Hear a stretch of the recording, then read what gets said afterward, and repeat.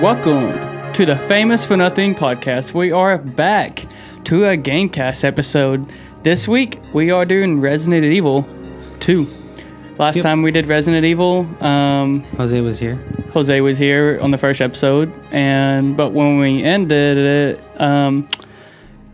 did the mansion blow up? Yep. Okay, yeah, mansion blew up. Just about everybody got out except the helicopter guy. Yep. My favorite person was like not known.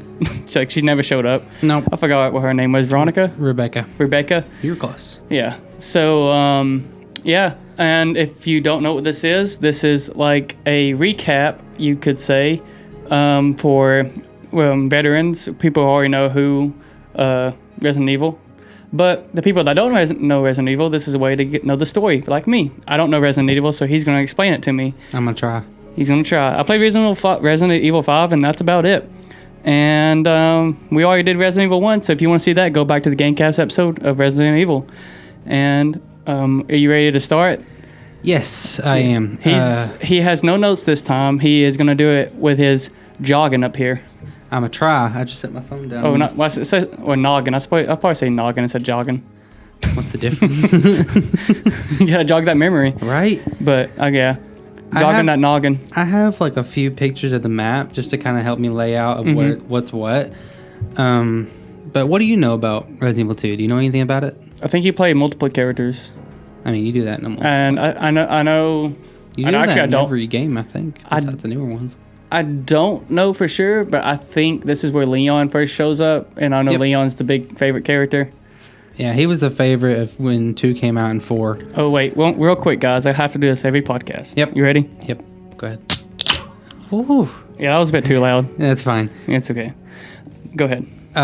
He was kind of big on 2 and 4, but I guess how I want to... What do you know? That's all you know about it so far? Stop it. Don't text me. Okay, so I know, or I'm going to say what I think I know. Mm-hmm. But I will say I know it still. So I know that multiple characters, Leon shows up for the first time. I think you're in the city instead of the mansion, which I think every Resident Evil after this is like that, right? Or no? I mean, it varies. Yeah, I think you're in the city. And doesn't 2 take place like 3 months or something like that after? 2 months, yeah. 2 months, okay. So I think you might have told me that on the first one. Mm-hmm. Let's see. I was going to bring the board game and have it sit right here, but that thing is a bitch to bring. It's a lot.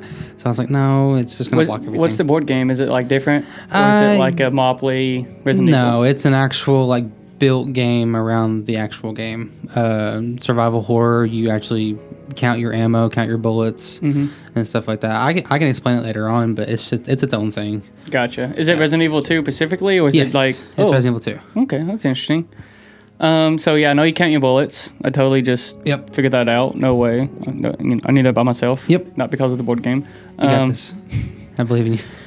And I guess that's really... Wait, do you play as Tofu if you beat it at the end? At the very, very end. Yeah, it's a little gag. Yeah. I know from like watching top 10s and stuff. Yeah, you play as Tofu. They actually added that. It was in the original, the 1998 version, and so they brought it back in the new one. Wait, okay, so I don't know what game this is, but I know this is also Resident Evil. Spoiler, sorry. Yeah. Maybe it's not Resident Evil, but you go to a drawer and you talk to that drawer, you open it like 50 times, and it's the same thing every single time. But that 51st time was something like that. Something new happens. That's in the original. They fixed it in the new one. But yeah, I don't want to tell you what happens unless you already know. I know about the drawer, but I can't remember what happens. Okay, I'll tell you later on. If we get there. I just remember thinking that's so like... like it's stupid. Like, who would go to a drawer and open it 50 times with the same animation? You'd be surprised. Yeah. Oh no, ruining your cloth. I listened to the first one that we did, of Resident Evil 1, and I blew past a lot of details, but I'm not very familiar with that. Do you want me to? No, you're good. Okay. I wasn't very familiar with the first game. I'm very familiar with the second game. I know it like the back of my hand. That's why I didn't bring any notes. There's some cool little lore of when the game came out in 98. So do you want me to just say that real quick? It won't take long. Go for it. So after the critical success of the first game in 96, it blew up. it was one of the first in its genre to actually be huge. Unlike like Home Sweet Home or Sweet Home, something like that. They made the first game and then it blew up. So of course they capitalized it and they were working on a second game. Well, before they actually made the second game, they made something called Resident Evil 1.5. That was kind of like in between in production. Are we talking about Resident Evil or Kingdom Hearts here? Come on. Right? It was a demo that you could play at some kind of convention. I don't really remember. And you could play as Leon or this character named Elsa Walker. She was a NASCAR driver. And you'd have to escape this kind of part of Raccoon City. It was cool, but they scrapped a lot of ideas and they made Resident Evil 2. But until then, from 96 to 98, they gave players something to kind of have until the second one came out, and that's called the Director's Cut. You can change the color of the blood. You got better costumes. I think there was new enemies. I don't quite remember. Fun fact, I just looked on PlayStation, things you get for being a subscriber, and they have that on there. Yep. You, I don't remember what else they added. So, if you play the Resident Evil Remastered, right? Is it basically the Director's Cut also, or no? That is a totally different game. That's actually the remake. You're talking about the one on PS4? Yeah, I guess so. Yeah, it's a remaster of a remake. They remade the first game from 96 all the way in 2002, and then they remastered that game. So it's totally different. They added a lot of things specifically for that game, and they remastered it on PS4. But the things you would normally get in the Director's Cut, like... some of it you get in the remaster. Okay. Some of it is exclusive to the remaster, and then some of it's exclusive to the Director's Cut. So it's cool to play both of them. Gotcha. You get the bad voice acting in the Director's Cut, which I always love. They won an award for how bad their voice acting was in the first game. Did I mention that? Was it on purpose? I mean, the story is always like a setting of a B-movie horror film. So you could say that it wasn't, but I like to think that they were trying. But the cutscene also tells you like they were low budget. They were just putting something out there with passion. So I like to say they tried, but I think it was intentional. But yeah, they came out with 1.5 and then Director's Cut, and then they made Resident Evil 2. Resident Evil 2 was huge when it came out in 98. It was the game to play. Everybody said it was the best game to ever come out, at least now in the franchise. And if you got a special edition, you can get the soundtrack to the Resident Evil movie that was coming out a few years later. I guarantee in 98, if you got a special edition, you also got the game with it too. Oh, yeah. Nowadays, you don't. Fucking Santa Monica. Yeah, I'm mad about that still. It's not just Santa Monica or God of War. It's like any game now, I feel like. I know it. It's dirty. You get a $600 like edition for a game and not get the game. No disc. Sorry, we're not going to go on a rant. You're fine. Go ahead. So they came out with two different editions. The one where the PS1 controller that didn't have analog sticks, you had the D-pad and the buttons. And then they came out with the DualShock 1 controller that had the analog sticks. It's still easier to put with the D-pad. So after that game, you got 3, and then Code Veronica and all that. And then they remade the first game. And it was tremendous. It was awesome. It was an amazing game. Scary as hell. But we were all kind of like, okay, well, if you're going to remake the first one, why not remake the second one? The second one's even better. Nada. Nothing. We got Resident Evil 4, 5, 6. Still nothing. And then it wasn't until 2015 where we had like a video of some dude saying, hey, we're remaking Resident Evil 2, get hyped. And everybody was like, oh, crazy, you know? It was 2015. It's like, okay, maybe this will work. And then it died. Nothing. No, mention of it. No, nothing. Not even that it was being developed. And then in 2017, I think it was 2016, they announced Resident Evil 7. And when that game came out, it was huge. It was big. I love it. But they announced that they were using a brand new engine for it. It's the RE engine for that game. And there was kind of speculation of, okay, well, if they're making a new engine, maybe they'll make a new game out of it. And they did. So then they came out in 2018 saying that this was the game they were making in 2015, Resident Evil 2 Remake. And it's, I think, their best seller right now, besides Monster Hunter World. Which one? RE2 Remake? Yep. It's like one of their best ones. Because 4's not out yet. Yeah, I know. Oh, Lord. Yeah, okay, so me not even being a Resident Evil fan and just being in the background, but knowing games, like, I have heard so many times, like, even as a kid, like, I remember watching, in, like, 2010, watching Watch Mojo and shit, and the top 10's, like, one of the best games ever made, Resident Evil 4 is up there. Yeah, people say Resident Evil 4 is, like, one of the best games ever made, by far. So, I just know whenever 4 comes out, it's probably going to blow out of the water. Whether it's going to be good or bad or not. But I got a bad feeling it's going to be bad. But the original creator of the original game is working on it with them in the remake. So, it can go either way. I'm excited for it, though. Am I going to buy it the first day? Probably not. Because I want to see reviews. I want to see how it goes. I think IGN gave Resident Evil 2 Remake like a 6. And the reason was there was too many handguns. Oh, wait. I'm gonna rewind a little bit. You was talking about the analogs and stuff. Yeah. Back in the day, kids, we didn't have analogs sometimes. Nope. But I can't remember what it was, but there was a shooter that came out one time, and it was the first time ever the analog had to be used for the aiming, right? Because it's never been done before. And they got such bad scores, like all over the place, because they're like, this is trash. This is stupid. Yeah. Nowadays, yeah. that's the only way to do it. Oh, Lord. It's just weird to think of now. Like, I think, like, 007, you're, like, moving around, whatever, with the analog on that one, right? And but you gotta stop moving to, like, aim and shoot, yeah.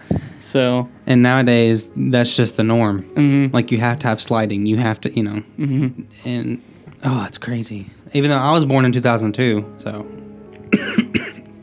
I was born in the age of Xbox 360 and PS2.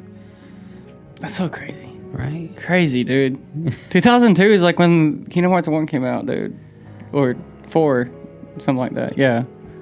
Yeah. Expert. Yeah. Expert over I know the game it's about hard to... Final Fantasy. Huh? So I know the game about Final Fantasy. What you mean? I do not. Those games are so confusing. What, Final Fantasy or Kingdom Hearts? Both. I've actually been watching recaps of Final Fantasy, but we're getting off track now. Yeah. Sorry. You're fine. So that's basically how they went up to making the remake. I guess I'll go ahead and move into game lore or story lore. This is very short. After the mansion blows up, you get your survivors. They get out. You already know who survives, but it doesn't really matter because we get introduced into new characters. So after the mansion blows up, you think everything's fine, and it's not.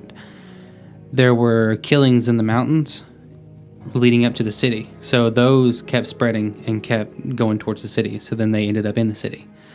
So those 2 months that they were in the city trying to, like, recuperate, like, go, okay, we just went through that traumatic experience, all hell broke loose.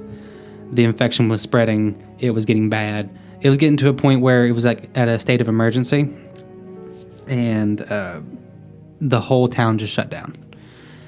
Even the police station was like, we can't control this. The military couldn't control it. It was bad. It's known in the series as, like, the worst incident to ever happen in Raccoon City. Did you ever play 6? No, but I heard it's like people didn't like it because it's way too much action. But most people that like it, like, hey, just look at it as like Nathan Drake or something. Yeah, like, I don't know. They mentioned the Raccoon City incident a lot to compare it to what's happening that game. So it's a very big incident. So that's really all there is for story. It's a very straightforward game. You're going to be in this, doing this. So wait, so are you in Raccoon City? Yes. Okay. So, like I said, there's not much to explain. It's just it's straightforward. It's a direct sequel, but not with the same characters. So, wait, is Chris in this one? No. Oh. Chris is not. Wesker's not. Wait, Barry's Wesker's not in this game? No. Who's the bad guy? I don't know. Who's the bad guy? Wesker's only the bad guy in, like, 4 games? I thought he was like the... He is usually the background baddie. Kind of like... I want to say Psycho Mantis, but I've never played a Metal Gear game. Like, it's usually, you know how in movies they're like, okay, good guy, bad guy, but then overlooming real bad guy. Wait, when we say overlooming, you mean like Thanos in the beginning of the MCU, kind of overlooming? I get that, but are you talking about like, okay, so here's the big bad guy, but this is the bigger bad guy, right? Yeah. But is it like, here's the big bad guy, but it's also the big bad guy, but later on they're like, oh, actually, this was the bigger bad guy all along. That only happens in 5. But I mean, kinda. Wesker causes 80% of what happens in the whole series. If that makes you feel any better. Well, I don't. Can't blame the guy. No, he's badass. Yeah. Which he died in 5. I played the game, so yeah. That's the only game I played. The nose is so itchy. I don't care what Wesker does in this whole series, leading up. I'm okay with it. Yeah. This game, I think, is really going to resonate with you. I hope it does, because it has a lot of... I like to think of this game as a big amalgamation of everything I like about the series. It has 5's controls, 2's story, 7's graphics, the replayability of 4. You know, it's a really good game. And have you opened it yet? Nope. No? Nope. Okay. I want to play Resident Evil whenever I can Twitch it. Yeah. That's the way I feel about it. But I can't Twitch because I don't have equipment to Not Twitch. yet. So. But we will. My nose keeps itching and it's driving me crazy. Okay. This guy's picking his burgers. I know it. Doing coke on the side.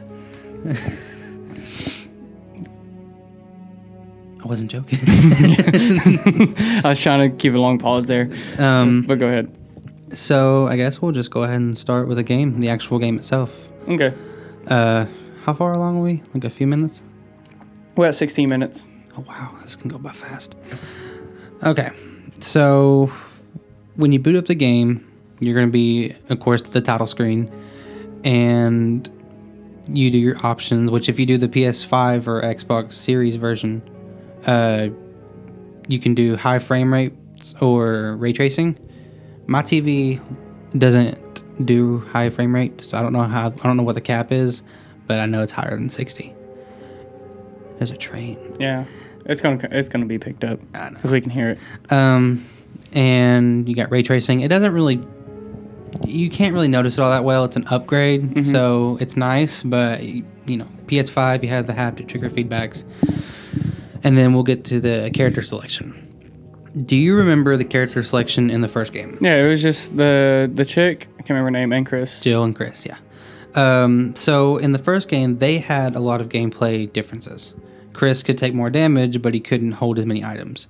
Jill could take less damage, but she could hold more items. And she could lock any door, right? Yep, and Chris would have to find old keys. I feel like that's just like a fucking... Oh, yeah. Such an OP. Yeah, it's a dick move. 2 kind of does it a little differently. Instead of there being so many gameplay differences, 2 does a lot more of story differences. There are gameplay differences. Leon has his specific guns and his specific bosses. Claire has her specific guns and bosses, but Claire and Leon also have their own story. In a way. Who the fuck is Claire?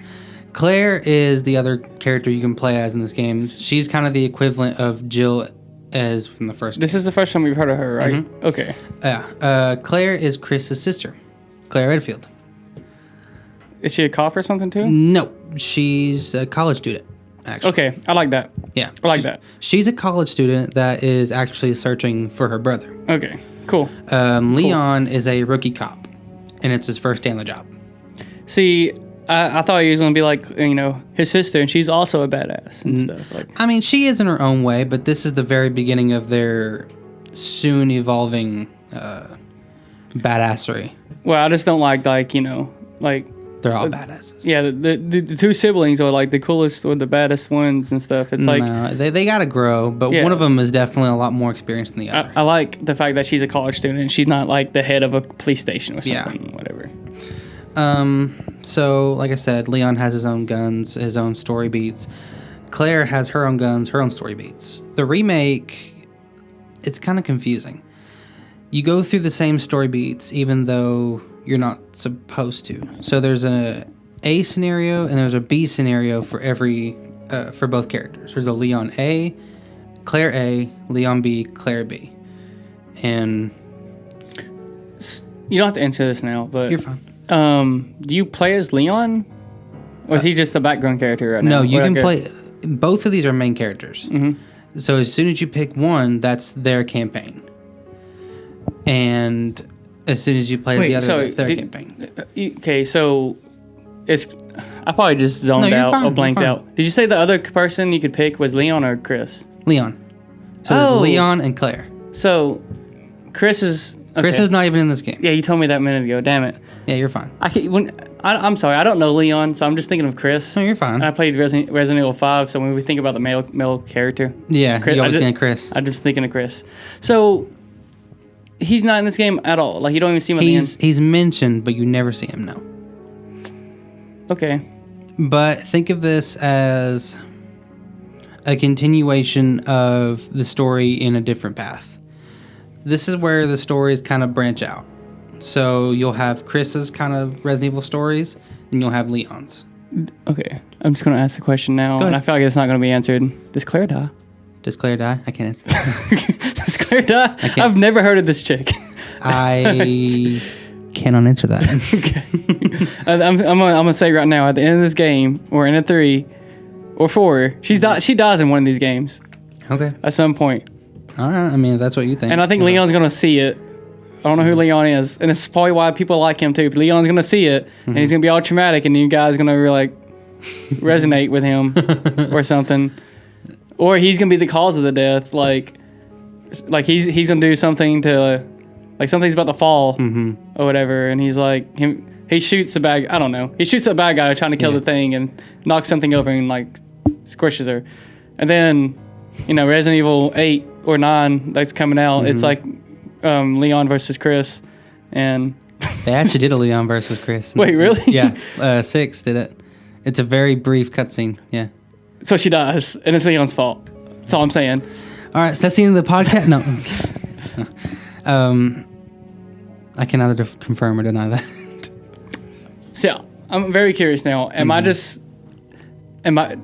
totally wrong? Did I get a little bit right, or am I completely right? Let's see.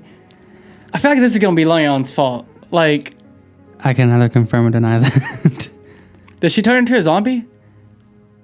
I mean, if you die, you could say that. But I can neither confirm or deny that. Does Leon have to kill her as a zombie? I can neither confirm or deny that. I'm sorry. Okay, You're go fine. ahead. You're fine. Go ahead. Okay. I'm going to try and explain this scenario thing as best I can because it gets kind of confusing. So, there's one complete story in this game. The canonical way of playing this is Claire's A scenario and then Leon B. Okay. I'm saying it. Sorry. This supports I gotta like not cut you off as much, You're but I'm fine. gonna cut you off. No. Go ahead. She's A because she dies, okay? And the reason Leon is B is because if you carry on after that, like there's a certain part of the story you don't get to see because she's dead. So you play as Leon, you get to see even more. Nothing gets past him. I'm just saying. I mean, if you can predict this, this isn't going to be fun. Okay, I'm sorry. No. Sorry, go ahead. You're fine. Go ahead. So then you could do it backwards. This isn't the canonical way, but you can also do Leon A and then Claire B. It's a different story. It's not canon, but it's just kind of cool to play it through. So I just whispered that. I didn't like it. Is the difficulty different on each one? Yes. So she's easier and he's harder? Yes. And... or if you do Leon A and Claire B, Leon's easier and Claire's is harder. But in the original... Oh, really? Yeah. Okay. It's your choice, but unfortunately you cannot make that choice until after you beat the game one time.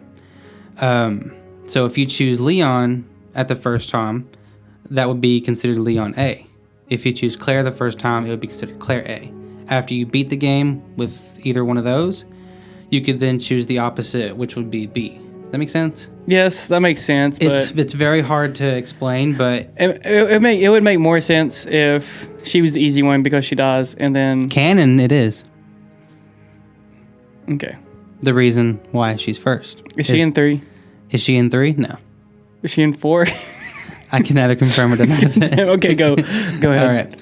So canon wise, we're gonna start Claire first. So the first cutscene that pops after you select Claire, because you can choose Leon or Claire from the beginning. You can also change their costumes if you have the deluxe edition, which I don't. Which one's the tofu? Tofu, that's an extra game mode. You can unlock that. Oh, okay. Okay, so what's the costumes? Deluxe edition costumes, you can get like a noir, military, the Elsa Walker one. The what? Elsa Walker, the NASCAR driver from 1.5. Elsa Walker? Mm-hmm. Okay, I'm just thinking of like Elsa Frozen. I don't know who Elsa Walker is. She was the girl you played as in 1.5, the little demo. The NASCAR driver trying to escape from Raccoon City. You can wear the clothes that they wore in the demo. Gotcha. In 98. I don't know. So I'm just gonna imagine it's like Elsa from Frozen, but as a NASCAR. You got this. And then Leon he actually has Rick Grimes' costume. He wears like the police uniform, the deputy uniform. It's cool. Okay. Noir costume and. Wait, that's in the remake, right? Yeah. So is it actually inspired from him? You could say that. Most likely, probably. I would say so. They can't say it, but no. It's like, but hey, nudge, guys. Yeah. Yeah. Okay. So the first cutscene that you see is this like truck driver driving down the road, listening to the radio. The radio is saying that there's been some talk of like the people are walking that are dead, like they were recently dead and they're coming back and walking, and of course nobody believes them. I mean, yeah, it sounds like bullshit. Yeah, and this trucker's driving down the road. His radio starts messing up, getting closer to the city, so he starts banging on it. Not paying attention. There's a figure that ends up in the road, and so.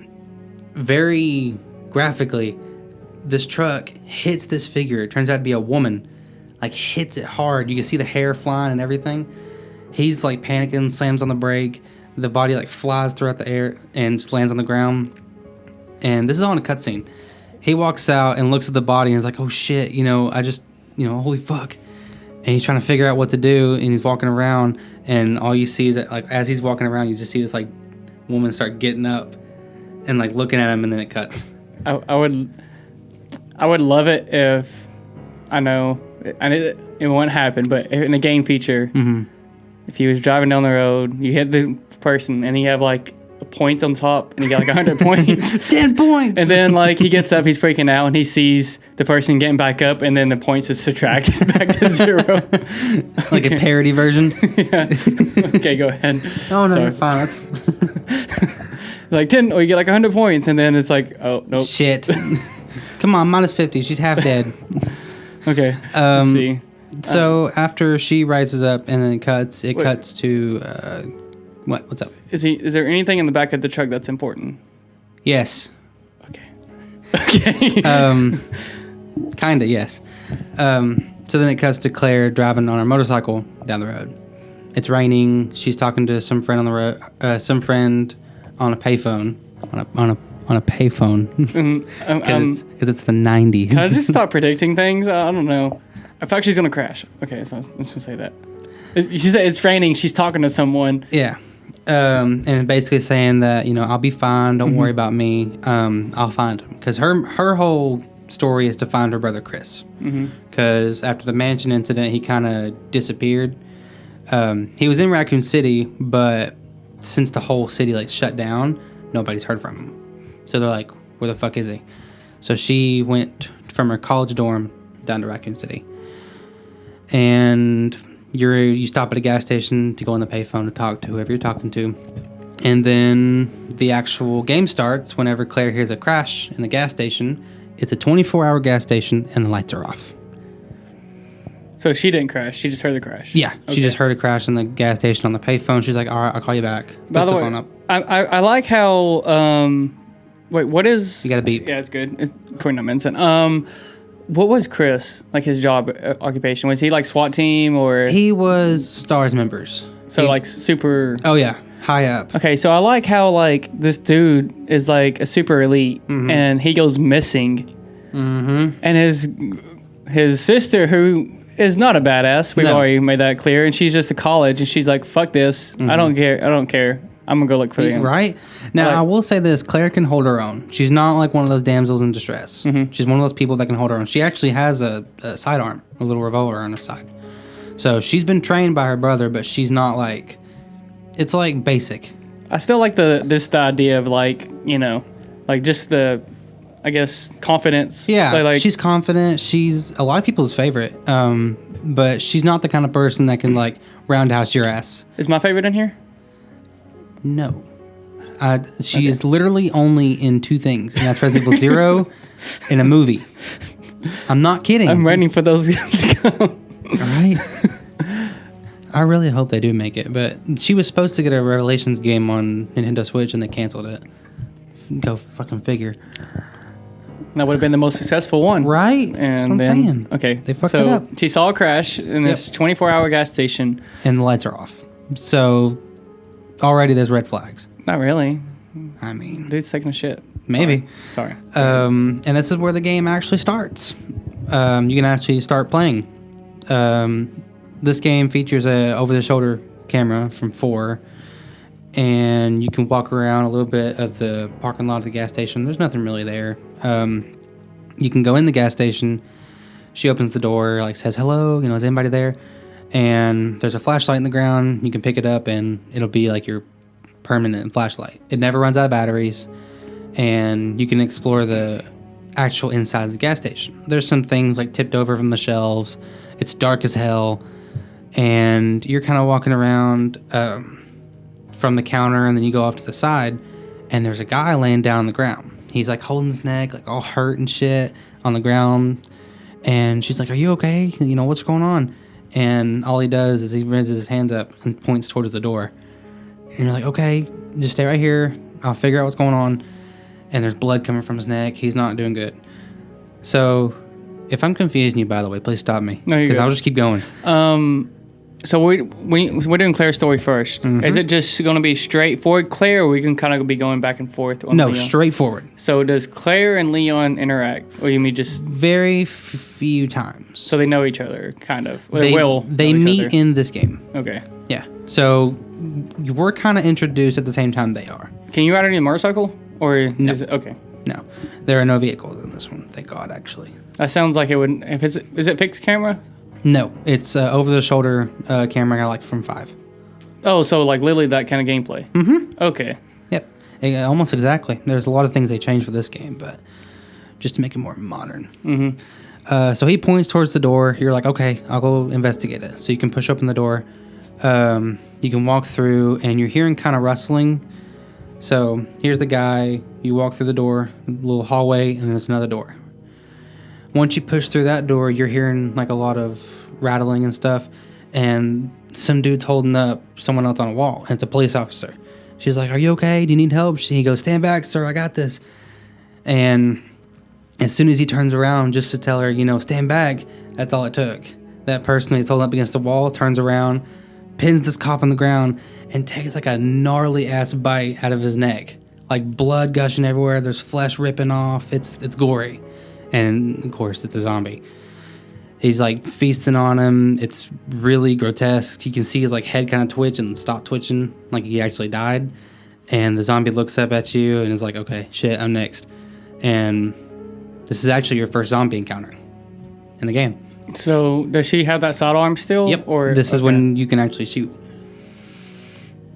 So, I guess I can explain the shooting in this game. They took the reticle, instead of it being a laser sight from 5, it's a blooming effect now. It's a little reticle. So whenever you first aim your gun, your reticle is wide. So whenever you fire a shot, the bullet could go here, here, here, you know, everywhere else. And the longer you aim, the smaller the reticle is, until it eventually gets really precise. The pisser is as soon as you fire that shot, it's going to bloom out again and then go back to normal. So if you start going, you're going to go, you know, you're going to go everywhere. And this was kind of the part where people were kind of turned off, is the zombies. They used the RE engine from 7. Did you ever play 7? No. 7's the one where you're like stuck in a mansion again, right? With like a family? And like yeah. I have no idea what's going on with that, by the way. It's a whole different can of worms, trust me. I'm sure we'll get to it, but I don't understand how like we go from like city infected and stuff, and then you're just like a a family trying to attack you. They pulled a lot of bullshit just to try and go back to the way they were. I'll just say that.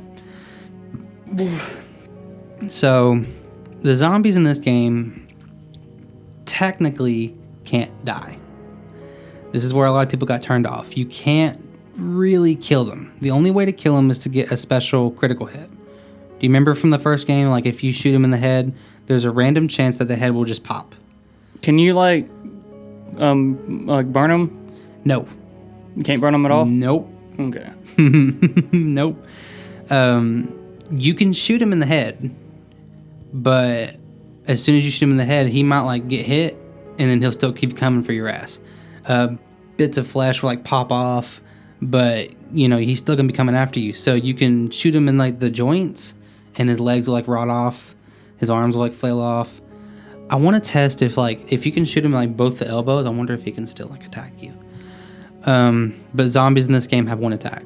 It's if they get too close to you, they'll grab onto you and then bite you, and then you can push them off. Is it like a quick time? No, it's an animation. There's no quick time. If they get too close, you're fucked, kind of thing. So you can't let them get too close. But you also have to hold down the aim button long enough to get that precise shot. So it kind of plays with this. Is there a melee? Not yet. Okay. But there is a point.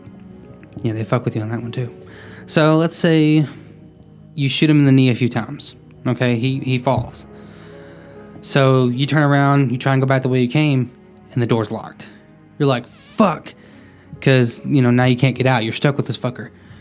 So you can make it around the zombie, and in the building there's like a little set of keys, and you can unlock the door and try and burst out. That zombie behind you will get up and start coming after your ass. You're trying to run back out the gas station. You remember that guy that was holding his neck? Mm-hmm. Well, he's starting to come up back the wall and come after your ass too. So you got to run past him. And right before you hit the front door, there's a shelf that's full of it. There's a zombie that comes up from there, tips over. Can we do something real quick? Yeah, what's up? Are we going to start seeing the same zombies a lot because they don't die? Define see the same zombies. Okay, that guy with the neck, right? Yeah. Like, we already saw him twice. Is that going to happen a lot? Like, we're going to see the same zombies? The same one that held his neck? No. No, not just him, but like say if you go to a certain area or later on, you start seeing the same zombies again? Can we name the zombies? You can. Okay. There's not going to be a point because you're not going to see any of these zombies again. What is... Oh, dang. Okay, we'll just do one of them. Okay. Okay. This is racist. I'm sorry. But just name an Indian dude. I don't know any Indian names. I'm trying to think of that dude from Eternals. You know what I'm talking about though, right? Why are we so blank? What's a common Indian name? Ravi? Ravi. Okay. So, I mean, we all know that Indians work at gas stations and they're super rich. Whatever. So... We're going to call him... Demonetized right now. It's not... You're demonetized right now.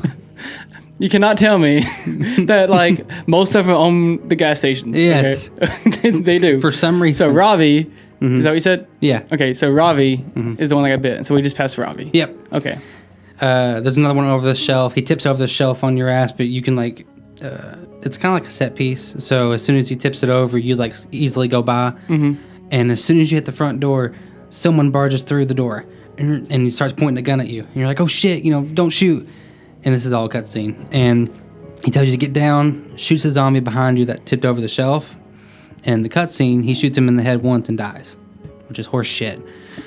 But in the gameplay, you can't. But Ravi's still alive. Oh yeah, Ravi's alive. And so he just kind of saved your ass. And you're like, okay, thank you. What do we do now? And he goes, we need to get the fuck out of here. Because now, after all that gunshots and stuff you just did, all the sound you just made, just attracted a shit ton of zombies. Now to your gas station. So in the cutscene, they're like dodging all these zombies to get into a cop car to then escape the city. And that was just the intro. And was that guy Leon? He's the only other character. Oh, yeah. He's literally the only other character. Yeah. He's got to be. Or it's going to be a new side character, I guess. There are a few good side characters, but most of them, they get fleshed out, and it's not like the first game where you don't know what the fuck's happening with this dude or this dude. You get an ending for everybody. Okay, so I want to keep naming zombies, but we got to be like racist on all of them. So we do one white, one black, one Asian. I'm gonna name one Karen, one Philippine, one Philippine, one Felipe, one of them that's Korean. Oh fuck! What's a Korean name? We're fine. We'll figure it out. We got time. Zhao Dong. No, Zhao Yun. No. Zhao Yun is Chinese. Shit. We'll figure it out. Yeah, we'll get there. It does this cool little intro of like, Resident Evil 2. It's cool. It's like a little movie shot kind of thing. Japanese as hell. And it does like a wide shot of like the entire city and all the powers going out. And the only place that's lit up spells the name like Resident Evil 2. Mm-hmm. I'll have to show you, but it's pretty cool. Okay. This is going to take a second. So you're driving down this cop car with this guy. He says that he's Leon. He's in like a casual outfit, jacket, jeans, and she's like, who are you? Thank you for saving me. And he goes, I'm a cop. I'm here to help you. And he's like, we're gonna go to the police station because the whole city's gone to hell. Mm-hmm. And so you're driving through. You can hear the announcers on the outside, kind of going, get out of the city, get out now. And they don't listen. There's a blockade in the road, so they have to stop their car and okay, we're gonna walk. Now tell me something wrong with that. You just got attacked by like maybe 30 zombies. You got into a blockade in the road, mm-hmm. and you're gonna walk. What's his name again? Ravi? Yeah. Ravi's gonna come back. Still has a family, dude. Right? And then they mad. They're real mad. He's been at the gas station for 6 hours. Wait. So, like, speaking of zombies, okay, and, like, Ravi's family, are they, like, different? The zombies all look the same, or some of them bigger and do different things, or smaller? Or? They all have very differing designs, but they all do the same thing. Okay. But there is variety in a way, and I'll get to that. I want to kind of get to that towards the police station. I'll kind of skip over this part because it's just a cutscene. Basically, you try and get out of the car. You can't. There's zombies all around you. They start crowding the car. And you can't get out. And then you hear a horn. And it's a truck horn. Remember that truck driver from the beginning? Mm-hmm. His ass is holding his neck, driving down the road you just did, and he's not slowing down. Tim, fucking Tim. I thought cool. That's a truck driver named Tim. And Leon tells you to hold on because you're about to get the shit hit out of you. The truck slams into you. You start spinning. You land off, and that truck starts doing this, and it tips over. Mm-hmm. That back of that truck is a big-ass propane tank. Mm. So, you're crashed. You're sitting there. You're kind of trying to, reorientate yourself. And then you start hearing the gas pour in. You two try and get out. The explosion happens, and then you two get separated. There's a big fire, and what's really brutal about this is that one explosion goes off, splits you off, right? And then another explosion goes off, makes your character fly in the air, hit a car, and then hit the ground. And then she's able to still keep walking. It would be really cool if, like, one of them had a burn mark, and they just play the whole game with a big-ass burn mark. Or like Leon, like if he had like a burn mark on his neck or something, mm-hmm. and then you just know like, hey, it's from RE2 whenever it all happened. That would be pretty cool. I don't know why they didn't think of that. Because it was like probably... maybe you should write games. Not new gen stuff. Oh no, this was back... This all happened in 1998 too. They did the same thing in 98. PS1, so can only do so much polygons. They did a lot of stuff in PS1 too. Metal Gear did too. True. And then you're able to play again. You guys basically split off and you're saying, hey, go to the police station. Okay, I'll meet you there. So now it's just you alone. How does she know where it's at? She don't. You just kind of make your way. How does he know where it's at? Isn't it like his first day or something? Yeah, but he's trained there. So it was his first day on the field, on the job, but he's trained there. It's implied. I felt like that's some bullshit, dude. Like, look, any guy who had his first day on the job and just went through like a fucking nightmare city, I think he'd quit. Right. I think he'd quit. That's what I'm saying. I'm saying Leon is some bullshit. He's not getting paid for this. He knows it. Oh, like the story's fake, man. I will say. Does she actually not know where it's at, or in the game does she kind of know where it's at? You just kind of wonder about it. It doesn't explain it, but I would say since her brother works there, that she's been over there before. Okay, yeah, we can go with that. So that's how I would kind of go with it.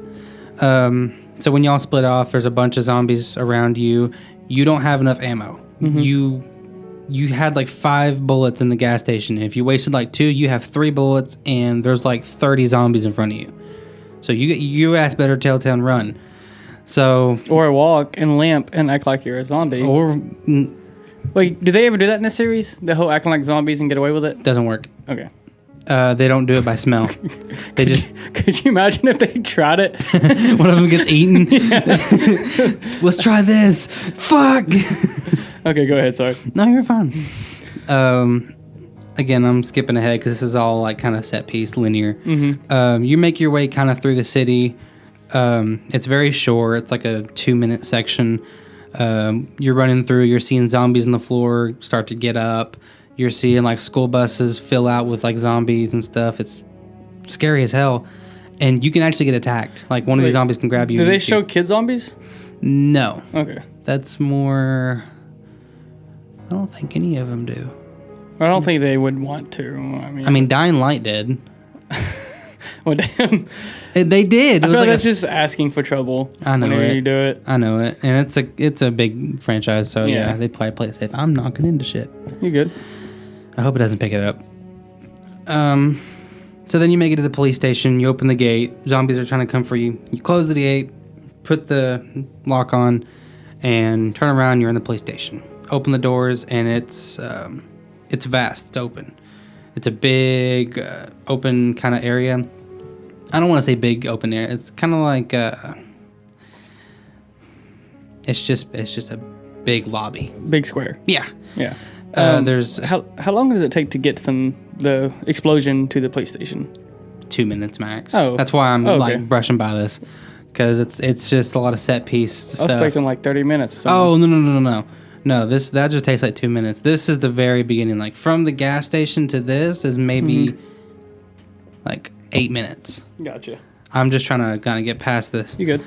So you make it into the police station. There's a desk with a desktop, and there's some ammo laying there. You can pick it up.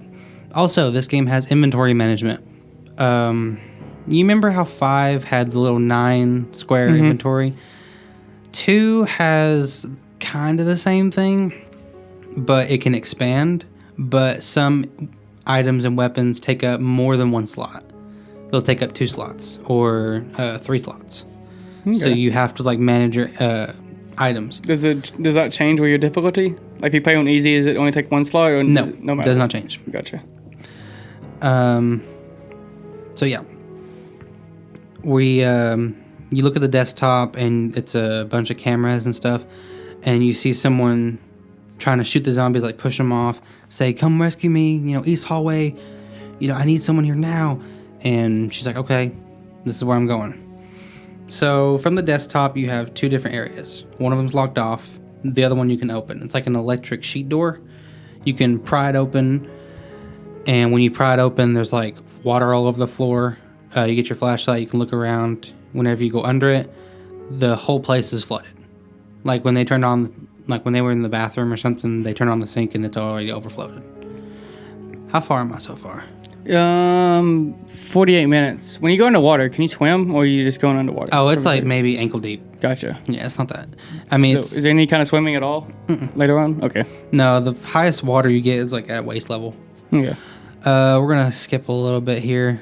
You get through some corridors. It's all dark. There's dead bodies everywhere. It's just a massacre. There's blood everywhere.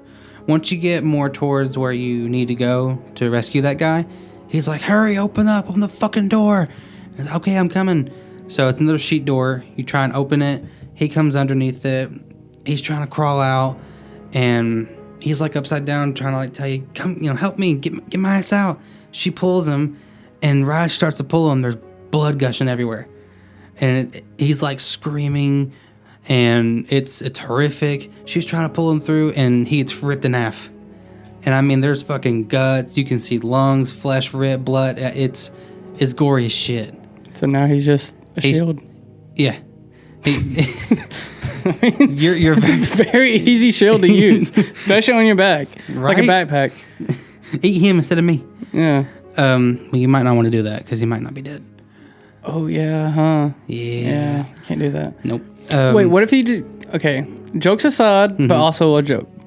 Okay, if you got someone like him, okay, and you can like duct tape his mouth and you put him on your back, right? Could you like pull a Michonne? What? Like pull a Michonne? Have a fucking leash? No. Like use him as a backpack, and you could like just put your guns or weapons. Like you could just stab it into a zombie because their like flesh is like I guess more weaker than ours. Okay. But if his mouth is taped up, would he actually be able to attack you? You can't do that in the game, but theoretically speaking, I don't think you could. I don't think you could. theoretically speaking, I would say no. He Okay. couldn't attack you. Imagine if you could do that in the game. Like use duct tape here. You would be a badass. Right. Like, imagine if you saw someone do that. Like, if you walk into someone, like, holy shit. Like I'm not- logically, you're gonna be like, I'm not fucking with you. And that same logic happens with Rafik and his family. Like, Right. you know, that's how you scare the zombies. I'm sorry. I'm starting thinking, like, if you do tape up a zombie's mouth, like, can they still attack you? Backpack or not? I would say they couldn't, but What about, like, their hands? Do they, like... no, they're. I mean, theoretically, yeah. In this game, there's only one attack. They can only bite you. So the military Are fucking useless. and the cops Are fucking useless. all realize people are getting bit, and no one thought of, hey, let's just take off their mouths. You would think, but no. Just gonna say right here. What happens if the blood gets on you? Do you transform? Game or theoretical? I guess both. Theoretical, yes, you would. Okay, so it wouldn't matter. Yeah, if he had him on his backpack, that blood would just be all over, and then... Okay. never mind. Either way. I get it, yeah. Wait, so that blood and guts, did any, like... In the game, like, supposed to be, if you get blood on you, you are supposed to change, right? It depends on where, if you like ingest it, then you would, yeah. Or if you get in like an open cut, you would. At least if the game was real life, yes. In the game's sake, I mean, that's how all games, like any zombie game, like if you get touched or bit by a zombie, you're... scratch bit, yeah, you're turning. But you're like Left 4 Dead or like Dead Rising, like, I mean... Yeah. You're getting bit and scratched all day. It does in this game too. You're going to get bit and scratch and not turn. Yeah. You did it in 5 too. Game logic. Yeah, makes no sense. It's okay. Unless you're playing The Last of Us.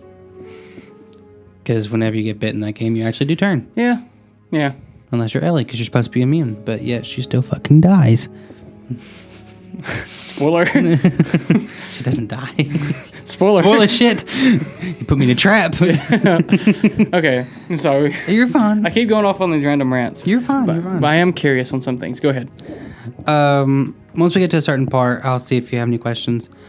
So the dude get ripped in half. He gives you a notebook. This notebook has the key to get the hell out. It's me. It's the shoe. It's my shoe. Oh no, I was coughing. The notebook. When he gives you the notebook, does he give you the notebook, or are you like searching his body? For the No, notebook? it's like in his hand whenever he was trying to get out. It's like in his hand when he falls, so you kind of just grab it. Gotcha. It doesn't really have anything useful because you only have his top half, and all he has on is a shirt and like a bulletproof vest that's like half eaten, so it's not really gonna be useful. At least in my opinion, it wouldn't. So you pick up the notebook. There's some things in it. You don't really know what to do with it yet. So you're like, okay, this will be useful later. You try and turn around. Of course, fucking zombie. So you can make your way through him. And this game is all about choice. You don't have enough ammo to kill everybody. You can't kill everybody. So you have to use your ammo wisely. So some enemies you will have to just run across. And like I said, if zombies get too close, they'll do a lunge attack. And what this lunge attack does is they'll actually lunge at you, grab you, bite you. And depending on what level your health is, you can push them off or you're just fucking eaten dead. Okay. So you really have to like space apart what you're going to do in that situation. There are some things you can do to prevent it, but that's later. Not much later. Is the lunge like pretty? Like how far is that lunge attack? It depends on your difficulty, actually. Assisted mode, it's pretty short. You have to be kind of close. Standard mode, it's a good it's a good distance. And hardcore, they can lunge twice in a row. They can do it back to back. I'm not kidding. Okay. Well, they don't get stamina. They don't have stamina, so whatever. No. I guess it counts. They're just undead, and they just want to eat you. That's it. Yeah. You can run past him. There's a window there. The window can break, and the zombie will fall through there. So now you have 2 of them. You can run past him, and this is what I found cool. You're trying to go back the way you were to the sheet door that was closed, and you'll hear glass breaking. 2 more zombies come out in front of you. If you don't do anything and you get attacked by one of them, if there's 2 zombies, both of them will actually bite you and like pin you down on the ground, bite your neck and like your side right here. Mm-hmm. And she'll actually like pull it off, hit him in the face, and like kick the other one off and then try and get off. Or if you're like dead, you'll just be getting eaten by both of them. So I thought that was cool. Oh yeah. You make it back through the sheet metal door. You have to crawl down on the ground, pin it back up, crawl through. Of course, the zombie follows you, tries to bite you. You're trying to pull him off, and someone reaches from under your arm, pulls you back out, and slams the sheet door on the zombie. And it's not Leon. Is it a character we know already? No. Okay. It's a brand new one. His name is Marvin. He's a police officer, and he's already bit. Is he black?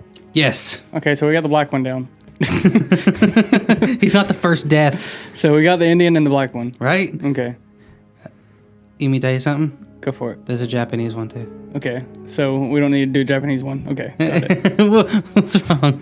What? I was kind of hoping I could get a Japanese name, but it'd be okay. She's a main one, so we'll get there. And Marvin basically tells you that there's only one way out, and it's in the big statue in the middle of the big place you started off with whenever you first walk through. And you need 3 medallions to open the door to go underground to get out of the police station.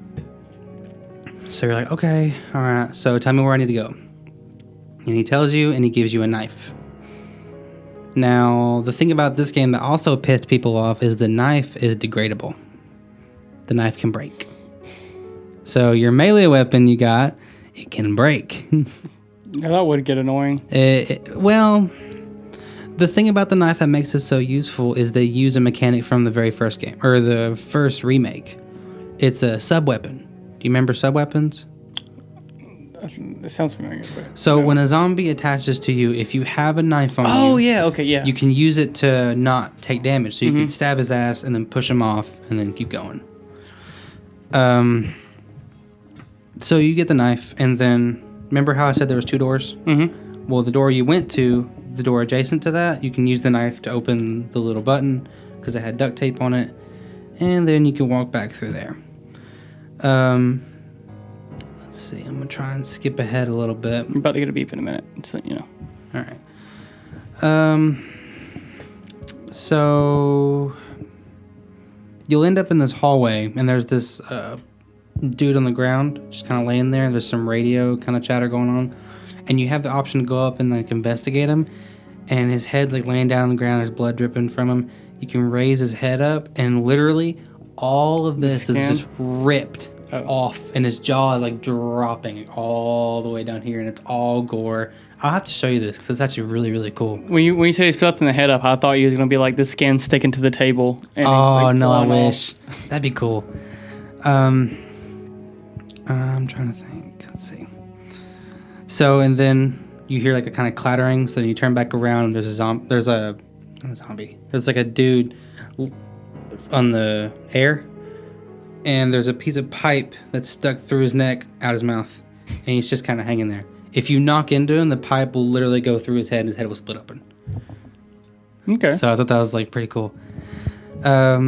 Which you can walk through this corridor, and if you see on the side of the wall, there are claw marks. There are 3 big, deep claw marks. So maybe it's not just zombies you're dealing with. I mean, obviously that's the way we go. Right? Game logic. All right, so I told you about the zombies, and you could shoot them in different places, right? Joints, you can knock off limbs and stuff. I just realized that dogs are in the game. They come a little bit later. Oh, so that wasn't a dog. Okay. Nope. Oh, I only said dog because of the movies. I might actually unlock a memory in you here in a little bit. Okay. I'm trying to think. Okay, so there are windows in the RPD, the police station. Mm-hmm. These windows have a capability of zombies coming to them and then breaking them open. There are boards you can put up to these windows where zombies can't break through. There's not enough boards to go around the whole RPD. So you have to pick and choose your windows carefully. Because in the game, you'll be actually going through the whole RPD, and then you'll be going somewhere else. And then when you come back, the windows that you didn't board, there will be zombies coming through it. So then you have to deal with those. Wait, you said you had to pick? Yeah. Can you do all of them? No. Or you just have to like do... Or how many can you do and how many windows are there? There are a good amount of windows. I never really counted, and there are a good amount of boards, but there's not enough boards to board every window. So you have to pick and choose what window is best to board up at that point. We're going to kind of skip through a little bit because some of it I kind of want you to see for yourself. So your big objective is the medallions. Mm-hmm. There are 3 big medallions. Your notebook, remember when I said that you couldn't really understand what it was? Mm-hmm. There are 3 statues. They're miniature statues of the big statue that requires the 3 medallions. There's a lady statue, a lion one, and a unicorn one. So you have to know the codes for these statues to get their specific medallion to then put into the big statue to progress. I call those big puzzles. That's your main objective to progress. There are big puzzles and then there's little puzzles. Little puzzles are optional. You don't have to do them. They're very recommended, but you don't have to. You can go through the RPD without even doing them, and you can actually beat the game without even touching them. So I thought that was cool. What's the optional stuff do? It depends. There are some where there's a locker room actually you'll eventually get to, and there's a little panel that you can punch in a code and it unlocks a locker. Well, there's 2 little buttons missing. So somewhere in the RPD, there will be 2 buttons. And once you collect those 2 buttons, you can then finish some of the codes, and you can unlock more knives, more items, which I'll get to the items in a second, and hit packs. So there are hit packs that can increase your inventory so that you're not always having to... Sounds great. Oh, I know. But the cool thing is that... Keep talking. Okay. The cool thing is that you can store your stuff in an item box from the first game. Do you remember the item box ending? Yeah, you can just dump your shit in it. You just banged it. And yeah, I know. I heard it. I didn't hear it, but I felt it. On the item box. Yeah. So you put everything in item. Do you go to RPD or the place, whatever it's called, again, like late throughout the game? You will return it. You will return to it at least once. Okay, so if I put it in one box, and it goes to every box. Okay. That's what I was going to ask. It's like magical. It doesn't make sense. Game sense. Okay. Yeah. But that's what I wanted to know. Yeah, it makes sense. And then there's a mechanic of crafting. You can craft ammo. So there are gunpowder throughout the game. And depending on the combination of gunpowder, you can make handgun ammo, shotgun ammo, magnum ammo, whatever you need. And actually on PS5, the haptic trigger feedback, if you hold a shotgun, it actually takes longer for the aiming to click in, and then it's a longer draw for firing. Whereas if you held a handgun, there's actually no draw for the aiming, but there's a little bit for the trigger. And the Magnum is just all hard. It's a bitch.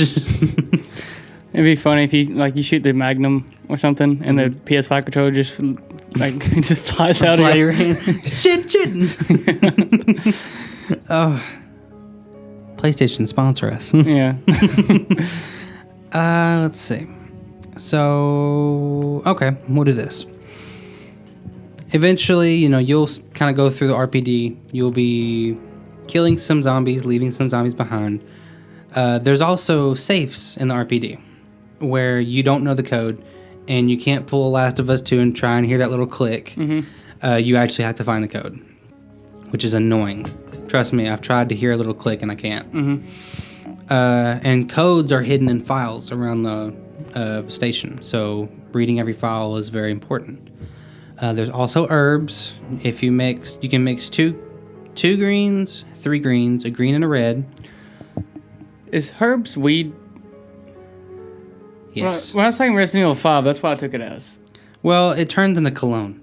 Do you not remember that? You had to fucking spray yourself? I call it cologne. I called it that as a kid, so I'm calling it... It's a free high. Yeah. Go ahead. It's a big, long hallucination. Yeah, I remember in RE5, you could like combine different things. I think you could even like combine the ammo, like ammo to the gun, and then bam. But you could combine like the 2 herbs, and it makes like a better herb or cologne, like you said. Yeah. So there's a green and a green that will give you a good amount of health back. There's 3 greens gives you full health. A green and a red gives you full health. A green, a red, and a blue. If you take all 3 of those, you'll actually hallucinate Mario. No, I'm kidding. If you take all 3 of them, you'll actually get a little icon that will say that any incoming damage, you'll actually take less damage. So it's like a little defense. So you can save those for like boss fights so that you won't take the hit as hard. And blue herbs negate all poison damage. So some enemies, like 1 enemy can do poison to you. And poison, all that does is just negate your health a little bit over time. And if you don't take a blue herb, you'll die. Yeah. I would rather just fight no enemy. Yeah. Poison enemies, man. That little chipping. Yep. I would rather take a big ass hit than just being chipped. And I think they actually fuck with you more because if you're still poisoned, you try and fight other zombies, like your character will start coughing and you can't aim when you're coughing. That's pretty cool. I like that. Yeah, so I thought that was cool. Let's see. Eventually, whenever you get to like, you can gather 1 medallion or 2, Marvin will call you and say, hey, come back over here because I got something to show you. And yeah, I'm bit. Right? Check this out. It keeps bleeding. You go back to Marvin, and he's basically showing you the camera again, and it's Leon at a door, basically saying, fucking unlock it. And he's like, do you know, is that Leon? She goes, yeah, that's him. And he goes, all right, well, this is here, so I need you to go unlock this door so that he can. Oh, okay. Come in. I was about to say, fuck Marvin, dude. Like, he had to wait for this bitch to come. Right. All the way until he unlocks the door. Like, dude, just unlock the door. He's obviously alive. Right. But never mind. Wait, why doesn't he fucking go? He is bit and, like, fucking immobile at this point. That's the point. I don't agree. It's 98. I hope that Marvin is going to die because he's already bit. Wait, how long is it taking for this guy to turn? It'll take a little bit. I was going to ask if Black's immune, but I played 5. If Black's immune. That's all you fight in 5. It was a civil law case, right? Yeah. Yeah, because like they were saying that it was a white dude versus a bunch of black guys. Yeah. I mean, it kind of was for the most part. I mean, you got Wesker, but like, come on, Wesker was a wannabe black. What? That's why he wore black. No, Wesker was just a cool guy. Wesker was just a cool dude. But no, I mean, like, yeah, it's all blacks, but they're in Africa. Mm-hmm. So, like, I mean, there's not very many other races in Africa.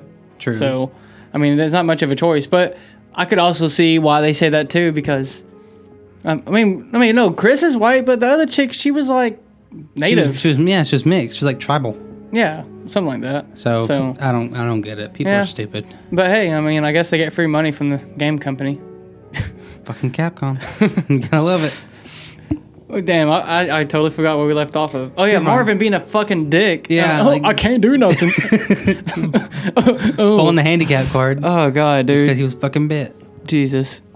Yeah, go ahead. I'm sorry. I really don't like Marvin. It's okay. Please tell me we get to fucking shoot him. Just go ahead. Sorry.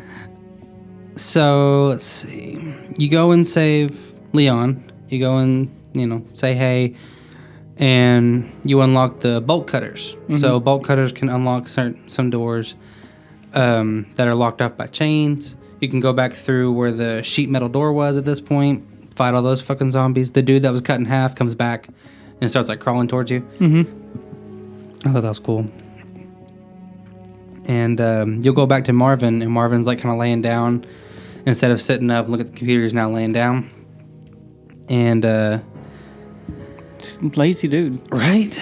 And eventually the last part of the last medal, you have to go up to the STARS office. So when you make your way up there, you'll go up to the STARS office, and on the way there, the corridor is black. So you'll be walking through, and then you'll just see a huge tentacle just fucking come from the ceiling, hit a body, take the body up, and then start eating it on the ceiling. So we're seeing this on the Claire's playthrough, right? Yeah.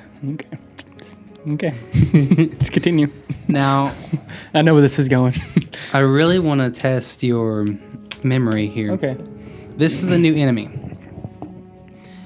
So this creature is just eating a body on the ceiling. Mm-hmm. He'll eventually drop it, and he'll start listening for you because he can't see. Clicker? No, you're close, but no. It's a licker. Do you remember lickers? No. They were in 5. They are skinned, like, rabid humans that have, like, an exposed brain and, like, huge claws. Wait, are they the ones that have, like, the fucking worm thing coming out of their head? No, that's the last Plagas. Hold on. Let me see if I can pull it up.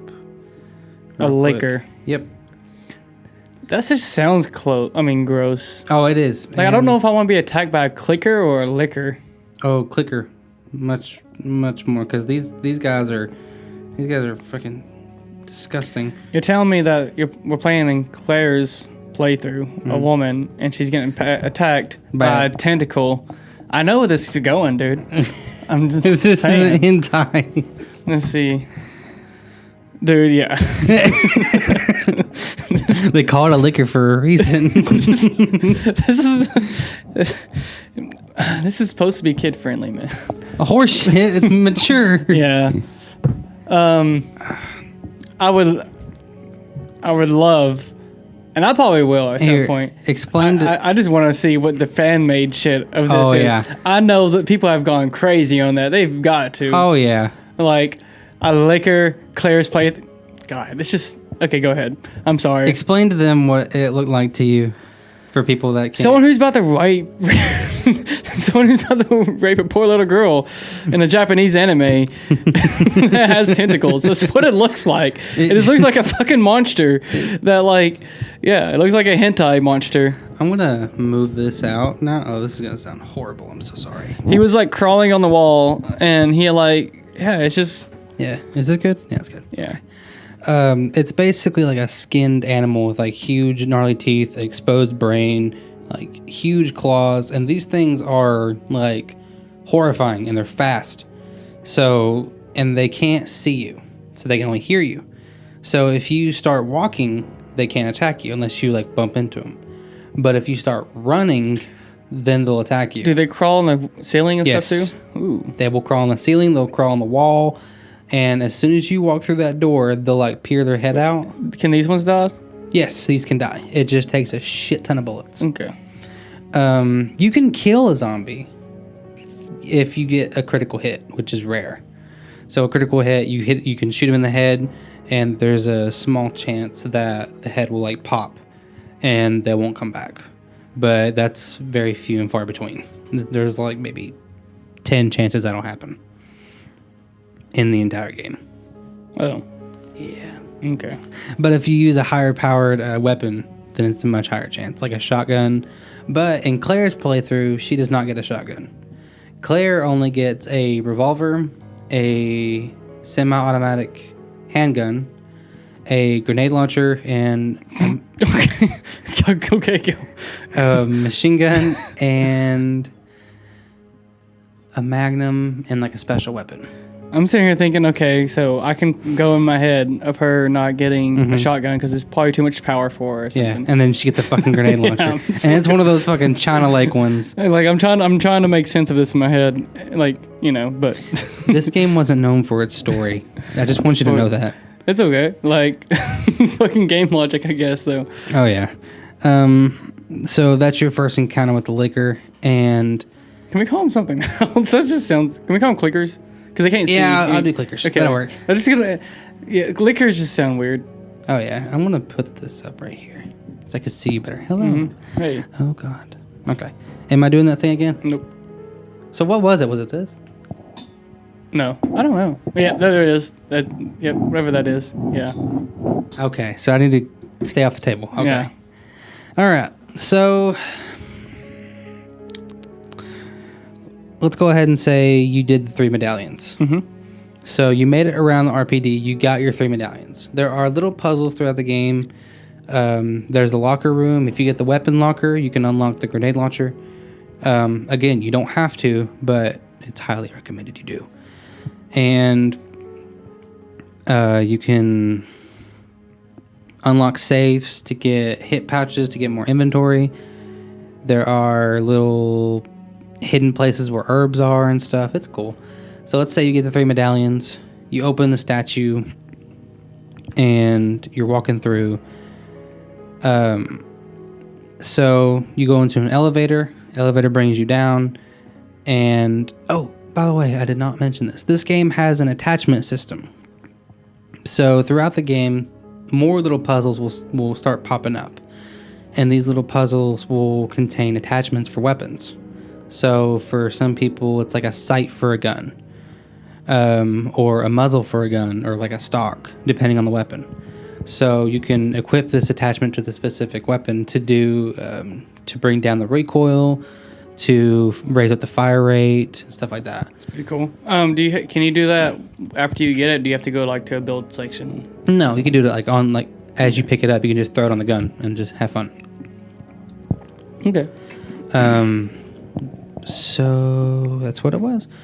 The 3 medallions. How long would it take game time to do that? I would say roughly 2.5, 3 hours. Okay, that's still not bad. No. I would probably go with more 2 hours. How long is this game? Like, okay. If you're not doing 100%. If you're not doing 100% and you want to see the complete story, Yeah. Claire's campaign's about 8 hours. Okay. Leon's campaign's about 8 hours. But then you have the reverse ones.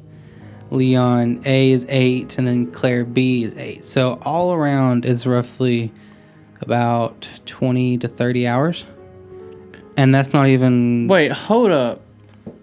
I thought I understood this the first time. You just lost me. Okay, so you said... When you said reverse, I thought you meant like no matter what. Like, okay. So is it a whole other story in reverse? Alright, so you can play through with one character, and then the next one, you get to see what this character was doing while you were doing this. Does that make sense? I would imagine, no, because I guess so, but I would imagine like that's what you see in the other playthrough. The second time. And then the reverse is more of like you put the other character in that scenario. So instead of Claire being the first one on the RPD, it would be Leon. Oh, okay. And instead of, okay. that kind of thing. So you can do it in reverse kind of thing. That's not canon. Okay. Yeah, but that makes sense now. Let's see. I will say that my theory is starting to dwindle a little bit. You said they're both 8 hours. Oh, yeah. I thought he was going to be like, she's 8 hours, but Leon's is like 10 hours. It's like, I got you. But... No, they're both equal. Okay. So then you go through the statue, you go through an elevator, and you're kind of walking through, and you see clutter everywhere. And there's a filing desk tip over. So you try and tip it over, but you can't. It's too heavy. You're hearing like a little voice. So you kind of shine your flashlight around, and it's a little girl. And you're like, hey, what's wrong? And she goes, you need to go. Like, you need to leave. She's like, well, why? You need to come with me. You're not safe here. And she goes, it's behind you. And then you look behind you, and it's this huge monstrosity. Like, just this huge dude with, like, a white coat. And I need to show you him. I wonder if I can show you without spoiling you. Because... Is it like Billy? No. Does he have a name? Yes, I just can't tell you. Oh, okay. That's a spoiler. Yeah, let me see. If I can show you. So you say huge in a white coat. I'm actually just thinking of like a white dude with a big old wife beater. All right, don't scroll around. Just look at the photo. Okay. That's what I mean by huge monstrosity. He is like hulking. He's got shit growing from the side of his like arm. I think I might know who this is. I mean, Can I take a guess? go ahead. The scientist from RE1. Maybe. I say this because the guy has a science coat. That's literally the only thing I have. Sherlock strikes again. Damn. Nothing gets past Like, him. he has a lab coat. Fuck, how does he do it? Is he? I don't know. I guess I'll find out. So, this is your first boss. Okay. He kind of throws you through the grate, then he ends up with you, and it's a huge arena, but this arena is filled with long, kind of narrow hallways. So you have like places to run, but they also end up in dead ends. So you have to like make use of where to run. And this dude is frantic. He will wildly like swing his lead pipe at you. He can come up to you and grab you and then slam you against the ground. If you don't have a defense weapon like a grenade, a knife, or a flashbang, he can do a ton of damage. So you have to consistently keep shooting him like in the head. And then eventually a huge... I wonder if it'll show without spoiling you. We didn't get Leon yet, right? You unlock the door for him, and he's kind of roaming the RPD too, but he's having to deal with whatever he's having to deal with while you're dealing with this kind of thing. So he's not going to come in at the very end of this and save you? No. You have to deal with it yourself. I can't tell if you're joking or not. So then a huge ass eye comes from his shoulder that becomes a weak point. And you can start firing at this. The eye will like start blinking and shit and start turning red. And you do enough damage, he'll fall over the side of a railing and just start falling down. And Onto Leon. onto Leon's arms, yes. Just beside him. The fuck? That would be great. I'm sorry. Full of bullet holes and shit. What the hell? Fuck you, Claire. Sorry. Just threw me off. So Leon actually doesn't come to save you then? No, At the end you of have to this? deal with this yourself. Okay. You are a strong, independent woman. Okay. You're a strong, independent woman. You say so. Okay. Let's see. So, you got any questions so far? Because you just got through the first boss. I'm kind of wondering what Leon's doing. But I guess we'll figure it out. Yeah, later on. By the way, Wait, was that the scientist that I was talking about from RE1? he is a scientist. I just cannot say who yet. Oh, okay. That little girl you were speaking of, after you two get done dealing with whatever, that fight, she kind of lowers the ladder for you, finally, after you beat his ass. Not during the fight. To save you. No. She throws the ladder down after. And you two start walking. And, I'm sorry, this is bad. You're like, who are you? What are you doing here? And she goes, oh, I'm here with my parents. They work underground. And she goes, oh, okay, trying to relate to her, calm her down a little bit. And as you two are trying to walk out, you see a ladder. So you start going up the ladder. It's a little manhole. And you end up in the parking garage. Of course, it's locked off. So you try and go up to the little code thing where it requires a little name tag to get out through the parking garage. Because, fuck Marvin. And you can't do it because you don't have a name tag. Is she about to pull one out? Who? The little girl. No, you both don't have one. And you find out that this little girl's name is Sherry. I don't know if she says her last name, but her name is Sherry Birkin. That doesn't ring No? a bell at all. Okay. I might ring a bell later on. Yeah, for the audio listeners, he just paused and looked at me like, Like, does this ring a that is bell? blank. No. So you're trying to figure out how to do this little thing without using an ID badge, and you hear like some footsteps, and it's an older man who's kind of burly, and he goes, Sherry, I've been looking all over for you. Where'd you go? And Sherry's like freaked the fuck out, starts hiding behind you, and this dude pulls a fucking gun on you and goes, all right, hands on your head. And you're like, what? He fires a shot off and goes, hands on your fucking head. And she goes, okay. You know, puts your ass in zip ties and starts taking her Sherry away and going, what did I fucking tell you about running away from me, little bitch? And starts like, you know, running off with her. And he unlocks it with his ID badge and starts running away with Sherry. And you're like, I'll get you, you fucker. And she tries to break out of the zip ties. And I can't remember how she unlocks it. I think she has like one of her knives to like unlock it or something. And watch out, guys. We got Jill over here. Right. Master of unlocking. And the door locks after you, of course, so you have to find another ID badge. And he starts to get away. So now you're in the parking garage. They got away, and you're like, how the hell am I going to open this fucking door? So, you got any questions so far? Who's Marvin? I know he's bit, but what is he? Is he a cop, or what is he? Yeah, he's a cop. So would he have a badge? He could. So you gotta go fucking kill Marvin, take his badge, and then come back. No. You actually end up going into... I'm trying to think. You end up going into a office area that Leon, whenever you play as Leon, he can't go into this area. Only Claire can. Because it's her story kind of thing. Like I said, Leon goes to his specific area. Claire goes to hers. This is one of her specific areas. And I was wondering why you were doing that. I was like, is this dramatic? No, I gotta pop my fingers. For people that didn't see, he just slowly... I didn't want it to make noise. No, I was like, is this a subtle way of saying I'm done? Go for it. I'm gonna pop my fingers some more. Keep talking. While you're in the parking garage, you're starting to hear animal noises, animal barking noises. So this is when the zombie dogs start coming into play.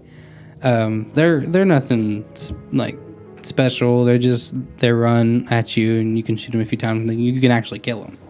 Can you kill the dogs? Yes, with enough bullets, and if you can aim pretty well. PETA. Can't kill the humans, but you can kill the dogs. Right? Oh, okay. That's something to say about everybody else. So this is another major puzzle, or another big puzzle.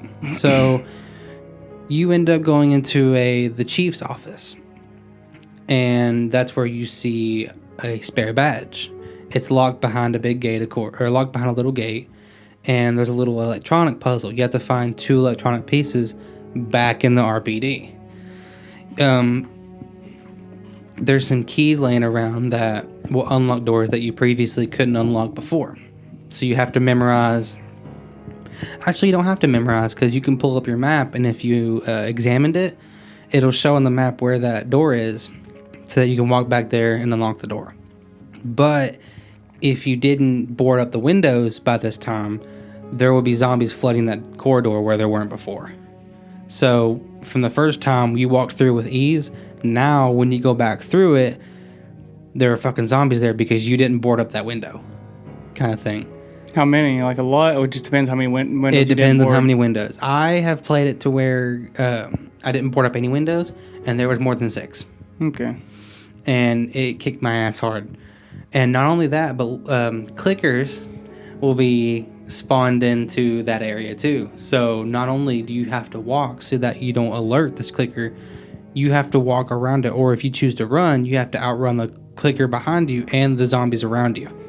Is the clickers and the zombies like the same speed, or? Oh no, clickers are 10 times faster. Gotcha. They are much faster than you. So you kind of, tuck tail and run. Is the remake like scarier than the original, or is the original scary? Yes, the remake is a lot scarier. Okay. It is terrifying. Because I would imagine, because like over the shoulder would be like less scary. You would think, but they designed the game a lot, much more smart to go around that. They were originally going to do first person, which I'm glad they didn't. Let's see. So you get the keys, you have to get the electronic parts. Well, to go back to that area, there is a helicopter that's crashed into the RPD. You can't get around it. It's on fire, so you have to go to a sprinkler system. So you run around the sprinkler system and you try and turn it on, Doesn't work. So you're like, okay, fuck. So you have to solve this little puzzle. It's annoying, but it's part of the game. Bear with me. And once you get the sprinkler system working, it goes on the helicopter that's on fire. You go back through it to where the helicopter crashed in, and there's something that picks up the helicopter with one hand and throws it up and just looks at you. And it's a huge, like, 8 to 9 foot tall, like, trench coat dude that has like a gray face, fedora, and his name is Mr. X. Do you remember me talking about him? That sounds so familiar. Mr. X. Mr. X. He is probably the scariest part of this game. Because as soon as you get to this point... Wait, he's the bad guy of the game? He is a stalker enemy. He is a brute force. Some people call him a timer mechanic. So not only if you forget to board the windows or you don't board the windows, do you have to deal with those zombies and those clickers. But now, since that Mr. X is in this picture now, Mr. X can't die. Mr. X also, if you shoot him in the limbs, nothing happens. He is a constant force against you. So he'll start like walking towards you like Michael Myers kind of shit. Mm-hmm. And he'll hit you, like actually bitch slap you, make you land on the floor so that you can get back up and try and run past him again. He can grab you, shove you against the wall, and you basically can do nothing about it. Your phone went off. I think everybody heard that. And not only that, he will follow you throughout the entire RPD. No matter where you are, what you're doing. Does he just stay in there? RPD? Mm-hmm. Yes. Okay. And if you fire a gun, he'll know where you are. If you're running, he'll know where you are. If zombies are growling, he'll know where you are. And you'll know he's coming because you can hear his footsteps. And it's terrifying because you know that if you're trying to walk quietly because you hear a clicker in the area, mm-hmm. and as soon as you hear that door bust open, you're like, oh shit. Because not only did that just alert that clicker, now you got Mr. X on your ass. So now you gotta help, it's stressful. And by the way, there are designated save rooms in the game. They were in Resident Evil 1 too. These save rooms, Mr. X can't go into, zombies can't go into, nothing can. You are completely safe in them. I will say, maybe it's just a Kingdom Hearts thing for me, but I am a big fan of save rooms more than just pausing the game and going to save mode or just saving anywhere. I don't really like that. I like when the game makes you save at a certain area, mainly just because I feel like it's not more of a challenge, but it's like the developers have thought about where you should save at and where you should start from if you pass. Now, what I think is genius is in the remake, in assisted mode and standard mode, you do not use ink ribbons. You can save infinitely. Mm-hmm. But on hardcore mode, you have to use ink ribbons. And ink ribbons will spawn in places where other needed items are. So maybe it'll spawn in places where handgun ammo was or in gunpowder was. So then you're like, oh shit, I don't have that handgun ammo to, deal with this. I just have an ink ribbon now. And if you want to get, because this game has a rating system at the very end, kind of like 5 did. Mm-hmm. At the very end of the game, it'll rate you for how many saves you did and how long you took. There is a D, C, B, A, S, and then S+. To get an S+ rank, you have to beat the game under 2.5 or 2 hours with only 3 saves. And if you die without saving, you have to start where you last saved. And you only have 3. Sounds fun. Oh, it sounds hard as shit. So yeah, not only do you have the clickers and the zombies, you have Mr. X to deal with. And you have those puzzles. And he can follow you into almost every room, besides the designated save rooms. Can you just trick them? Run into 3 or 4 different rooms you don't need to go in and then run back to the one you need to go in and he just take a lot longer to get to you? You can run into different rooms. I mean, if you run, he's going to know where you are because you're running. He can hear you. But if you walk into different rooms, or if you run to multiple different... Because you're faster than him. He just walks. But if you run into different rooms that he kind of lose tracks of you, he can lose track of you. And he's like, okay, let's check down this room.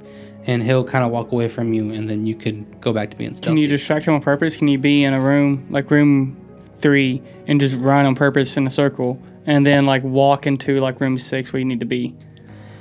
That I don't know, because I think the AI would kind of know, like, okay, she's running here, but then she's walking here, so maybe he could follow you. But I don't know. I have to test that. I do know that if you throw a grenade or something, he'll hear that, of course. Any noise whatsoever, he will.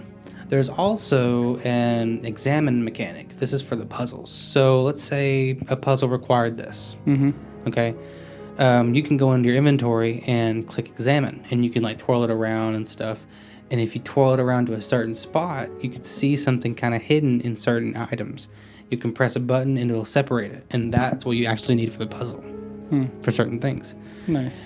It's extremely annoying. I can't tell you how many fucking times I've had to look it up. How to get shotgun, how to get ammo, how to, it's annoying. And by the way, one of the save rooms is a photography room. You'll get little films that you can go into that save room, that specific save room, and develop film that'll show you different puzzles, parts, and tell you where things are. One of them is called a hidden place, and it's in Wesker's office. And Wesker's office has a little desk, and it has a drawer.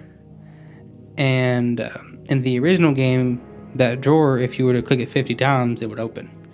In the remake, you had to get the film to open it. And in the desk,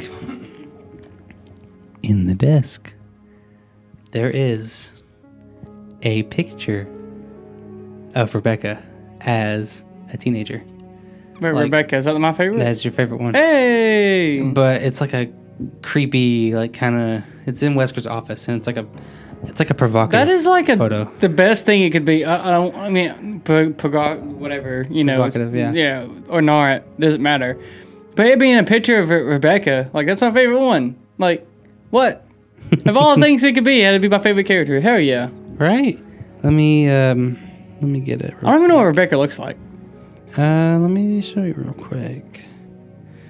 That is...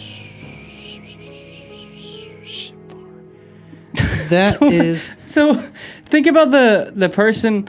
hold on. Not gonna lie, I thought she looked a lot better than that. Okay. She looks like a tomboy. Kind of, yeah. But she's very girly girl, just kind of hold her own. It's a kind of running theme. I was not expecting her to be a tomboy. It's alright. I expect her to have like long brown hair. Well, she and like, hair, but it's kind of like split in the middle and kind of boyish cut. Gotcha. Yeah. But yeah, imagine being that guy that like figures that out. Like you doing the desk 50 times, you're just trying to break the game or whatever you want to try to do. And then you find that, like, what the fuck? Okay. So is that the actual picture you see? No. The actual picture you see is that one. It's just in like a picture form. Oh. Okay. And it's not that provocative, but it's kind of creepy to be in like a dude's desk. That's like 30. Wesker's that. Yeah. Wesker's like 30 and she's like 18. So I'm trying to support Wesker, but this is getting a little bit harder than I thought. Let's see. So your main objective is to get the 2 electronic parts. So once you get the 2 electronic parts, which again are around the RPD, you have to dodge around these. You have to do this. It's annoying, but it's part of it. You'll get the tag, and the phone where the tag is like a little phone. The phone will start ringing, and Claire will pick it up, and it's the guy that captured Cherry, which is the chief. You remember how I said you ended up in the chief's office earlier, like a little bit earlier? No. After, I just went over my head. Yeah. It's the chief of police that captured him, or that captured Cherry, and is like, I need something from you. And it turns out when he captured Cherry in front of her, Cherry dropped a pendant, and Claire picked it up, and he's like, I need that pendant. And she's like, it's just a fucking pendant. What do you need it for? He goes, shut up and just bring me the fucking pendant. And at this point, the game will shift. And now you're playing as Sherry for a little bit. That's not The little girl? Mm-hmm. Okay. You're now in an orphanage. So that guy took Sherry to an orphanage to like have you sit there until she brings the pendant. And it's kind of like a little escape room. So you can examine different things to try and get out of the room. And once you get out of the room, you can try and escape. And I don't really like this part. It kind of bogs it down a little bit. But eventually the chief will kind of see that you escaped and you have to run from him and hide because you're a little girl. You can't fucking shoot him or something. Mm-hmm. You can run and hide and he'll try and find you looking under things and stuff. It's cool, but I mean, it's all right. And once he finally like tries to get wind of you, you'll start running away from him. It's scripted. You have to run away. And you'll end up locked in a room with him. And as soon as he's about to grab you, you remember that big monster you had a boss fight with? Mm-hmm. He'll end up in the room with you, infecting the chief, like putting some kind of embryo in him. And he just drops dead, and that monster's just alone with Sherry, and it cuts. So then you're back as Claire. So, I'm confused now. I'm sorry. You're fine. So, when you played as Claire, that was a flashback, right? When you're playing as Claire, it's like, okay, I'm to this point. Not Claire, wait. And then when you're playing as Sherry, yeah. it's more like, as Claire's grabbing the electronic parts, this is what Sherry was doing, kind of thing. That makes sense? Yeah. Wait, so it wasn't a flashback. It was still kind of live. It's kind of like he actually took her to an orphanage. Yeah. So okay, when you said orphanage, I was imagining like this is her backstory. Oh, no. He just took her to a nearby orphanage just to hold her out there until he can get his pendant from Gotcha. Claire. Okay. Yeah. And she tries to escape, and he tries to get her back, and he ends up getting infected by that huge monster, and now that monster is just alone with Sherry for the time second. I was like, oh man, this is like... No, it doesn't go there. Trust me. The tone says it like that, but no. Oh, no. I'm thinking like, man, this guy's about to play a big part, like the chief or whatever, because like he's, with that girl, and then this girl's probably about to play a big part too and stuff. And now, I was like, since he's, spoiler, about to die, he just got infected, Mm-hmm. I will tell you, some files you can read, it's optional, but it'll say that he is mentally disturbed. Mm-hmm. He's not all there. He's a hunter. You'll see like animal carcasses on the wall and stuff. And he likes to... What is it called whenever you examine a dead body and like you're trying to figure out how it died? Do you remember what that's called? Taxidermy, something like that? I don't think it's taxidermy. I think it's like isn't taxidermy when you stuff the dead bodies to make them look alive again? I don't remember. It's like a... It says, does it start with the N? Either way, we know. Yeah. Yeah. But he gets aroused by doing that. So he's not... Oh, he's like one... Okay. Yeah, he's not all there. Yeah. He's been working with Umbrella. So he figured out what Umbrella was doing. And Umbrella was like, okay, we're going to make a deal with you. Mm-hmm. We're going to give you our failed test subjects because we know what you're into. And in trade, you're going to keep our secret. And he's like, okay. So he's been kind of... He's been kind of doing Wesker's job from Resident Evil 1. He's in the police station just to kind of make sure nobody gets wind of what they're doing. He kind of does that. And in return, he gets to feel his dirty little pleasure things. Mm-hmm. It's fucked up. That was loud. By the way, this is a huge point. I didn't even think about this. In the STARS office, whenever you're first in there, there's a note. By the way, this is where the Magnum is. Small puzzle. You don't have to do it. Heavily recommended, though. Is this the only time you get a Magnum? Yes. Oh, yeah, then you probably should. So there's a note in there that Chris made. Mm-hmm. And it reads like, hey, after that long job, I want to head out to the beach and get some babes, down in Europe. And it's like, oh, this don't sound like him at all. And it turns out it's code. He's actually investigating a Europe base of Umbrella to try and figure out what all happened. So, I thought that was cool. So now that she knows he's alive, he's just in Europe. Now she just has to escape and get out. Mm-hmm. And that will lead into... Wait, you said that was optional? It's optional to read, yes. You can actually bypass it. I did. Wait, so you could beat the game without picking that up? Yes. The fuck? Yeah. That's the whole point she's there. Like I said, I do have problems with the game, but it is good. That's okay. So, let's see. After it's done with Sherry's portion, it goes back to Claire. You have both electronic pieces. You got the badge, and you go back down to the parking garage, open the door, and Mr. X is going to come right behind you. Mm-hmm. He's now following you through the parking garage, and you're like, well, shit. So you're trying to sprint down here, make it down to the orphanage. Mr. X loses sight of you for a few minutes. You make it down to the orphanage.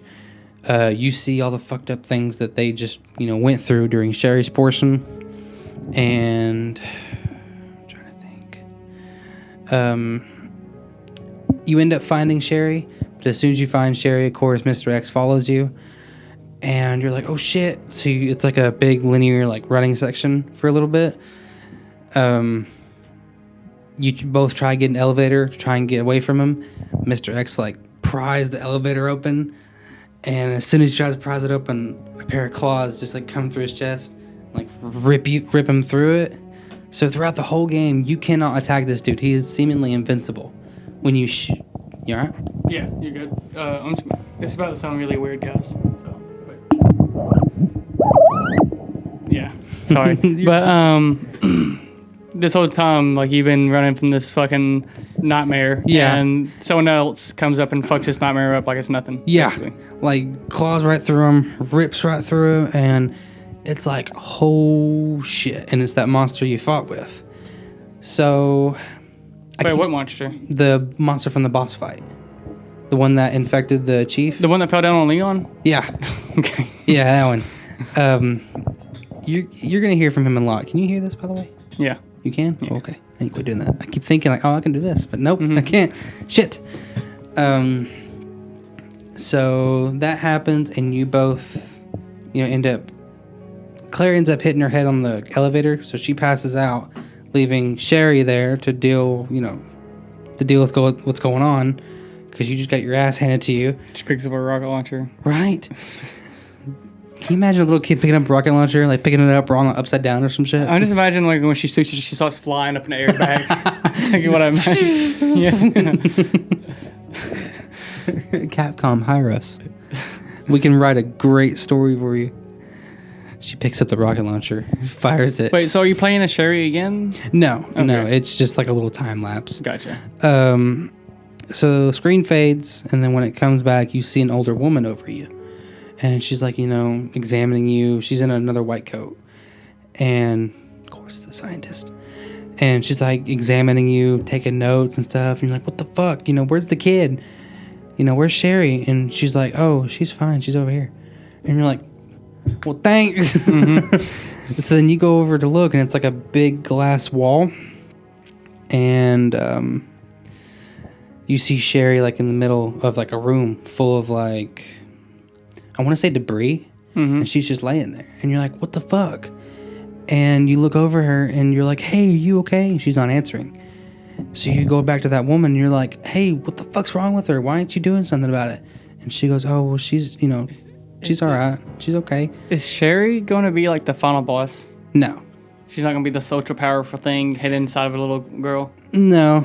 Okay. Although that does play a big part in 6. Okay. So... do that as you will.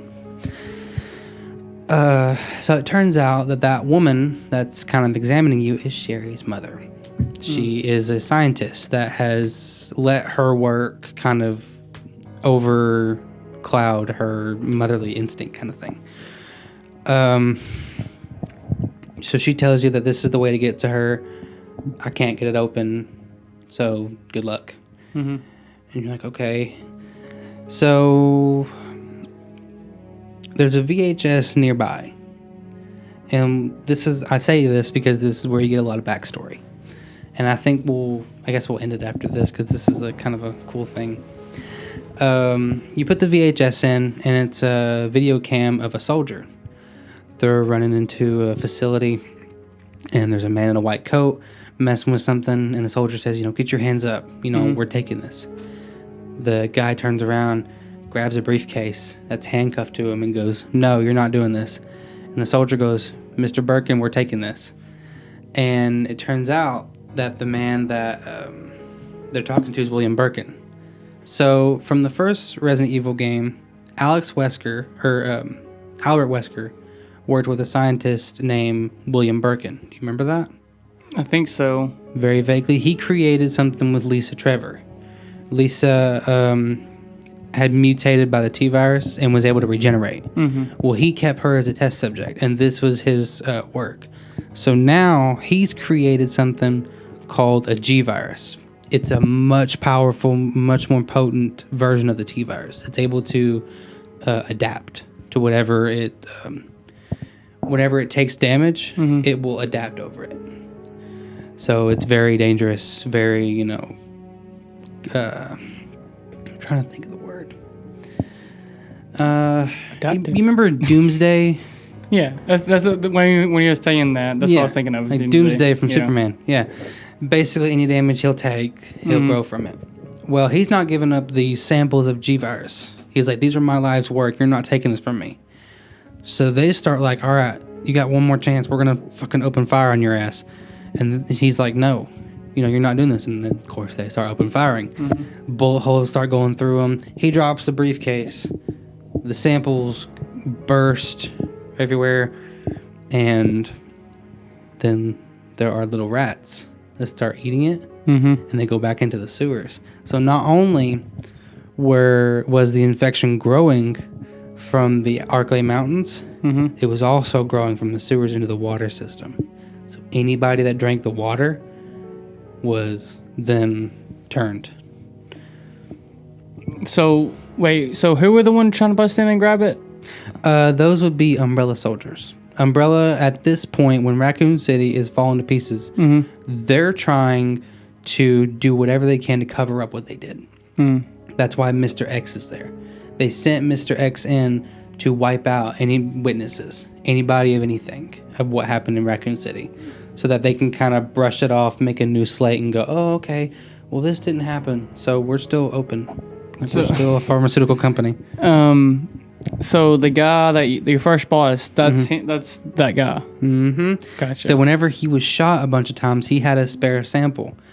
It was never tested, so he was the first test. He injected it with himself, and he mutated to something awful. And it turns out that guy that did the injection is Sherry's father.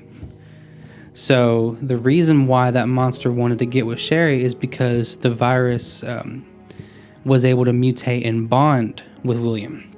It was able, and it's never been able to do that. That's why Albert Wesker is so special. He was able to adapt to every virus. So was William. So the virus wanted to grow. So the next thing to do was to go to the next of kin, which was his kid. So that's why Sherry is laying there on the floor with all this debris, and it shows that Sherry is infected. So she is infected, and plot twist, right? Wait. I caught him off. He's speechless. So is Sherry a boss now? Is Sherry a boss? No, Sherry's your main objective right now. Is to get her out. But she's infected. Fuck that, bitch. She's infected right now, yeah. But if there's a virus, then there's a cure. Okay, optimistic. Right?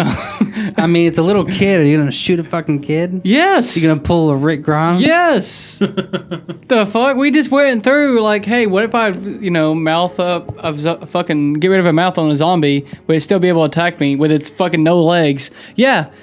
That kid's still alive with arms, legs, and a mouth. You can kind of make the argument that if you killed her now, she would just adapt and be like a horrible monstrosity. I don't know that at the time. Touche. I don't know that. But yeah, that's roughly around the halfway mark of the game. Okay. And let's see, how far are we now? About an hour? 2 hours.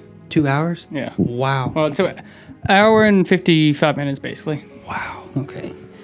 Well, I think that'd be a good place to end. What do you think? Okay. Yeah. Are you cool with that? Yeah. Fucking cherry. Okay. Before I forget, whenever you return back to the RPD after Sherry gets captured, you remember Marvin? Mm-hmm. Whenever you come back, he's infected. Good. Yeah. And good fucking riddance. And he'll start coming after you. I don't like Marvin already. So, yeah. What do you think of it so far? I like it. Yeah? Yeah. I can't wait to start playing it. I like it. I don't know what... I still don't know why people love Leon so much. And she's gonna die. She's gonna die. I mean, maybe. I don't know how she's gonna die. I don't know if it's gonna be Leon's fault. If she's gonna do it by saving that little girl. If that little girl stays with you the whole time. Something. I would say put in your predictions, but this is a 20-year-old game. My prediction is that either it's gonna be Leon's fault, but not on purpose, or it's gonna be I don't know how long that little girl's gonna be in the part of the picture. But if she's gonna be in the picture, then it's gonna be she's gonna die trying to save someone else or something like that. Which I think it'd be really cool if she just died by like random zombie. Just like that'd be a total dick move. No, really. Like you fight so much, and you're just going on like You do fight a lot of zombies. Yeah, it's the whole time, and all it has to do is get you that one time. Mm-hmm. That one time. I can believe it. But now again, I went past a lot of puzzles and stuff because I want you to experience that for yourself. If she dies, that means Chris never even got to see her. And if Chris never got to see... You never get to see Chris and his sister together. The fuck? Flashbacks. Right. They see each other in flashbacks. Maybe. Well, unless Chris just... I played 5 and I don't know who the fuck she is. Maybe he mentioned her. I don't know. But I played 5 and I never heard of her. So maybe he just doesn't fucking talk about it. Maybe Chris is a fucking asshole. He is an asshole in 8. He's in the trailer. It's not spoiler. Huh? He's in the trailer. It's not spoiler. Yeah.